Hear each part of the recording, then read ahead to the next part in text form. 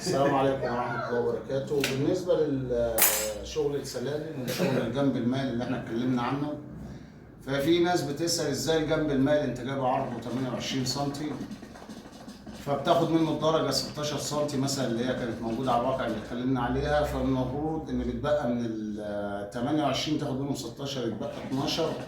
فانا بقول لك مش هيتبقى 12، بقول لك انت هتاخد من ال 28 16 وهيتبقى معاك فيهم 16. طبعا هتقول لي ازاي وهتقعد تحسبها وتجيبها شمال ويمين، فدي لعبه فنيه ولعبه اعتراف ولازم ما بيجيبهاش اي حد كده وخلاص، لازم يوصل لها. الشغلانه دي كلها حسابات وكلها مقاسات، وهتقعد لو اديت الحسبه دي اللي على التيل المفروض الصنايعي نفسه يبقى فاهم ازاي هتبقى 28 وهتديني ارتفاع 32. طبعا الجنب في العدل بتاعه لما باجي اقيس العرض بيديني 28، اما الجنب بيجي هنا يتحط على المايل مش بيتحط عدل. الجنب عندي بيجي هنا بيتحط على المايل، فانا في المقاس ما بقيسوش على المايل بقيسه عدل. باخد هنا ال 16 وباجي اقيس فوق الدرجه بلاقي 16، لان فرق العدل من المايل بيعمل معاك فرق 4 سم في الجنب، فلازم تفهم ان الجنب عن المايل هيزيد معاك في الشغل.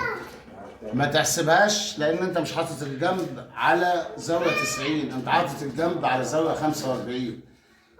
ففي فرق ان انا اقيس المقاس بتاعي على زاويه 90، وفي فرق ان انا اقيس المقاس بتاعي على زاويه 45 على اللي هو الميل بتاع السلم. فهنا الجنب ال 28 سم بيصفي معايا بعد ما اخد من الدرجه 16 بيصفي فوق الدرجه 16، واحيانا لو هي 15 هيصفي فوق الدرجه 17 سم. والكلام دوت ان شاء الله هنتكلم فيه واحنا بنعمل السلم دوت على الواقع وعلى الطبيعه، وهنشوف كل حاجه عملي على ارض الواقع بامر الله رب العالمين. والسلام عليكم ورحمه الله وبركاته.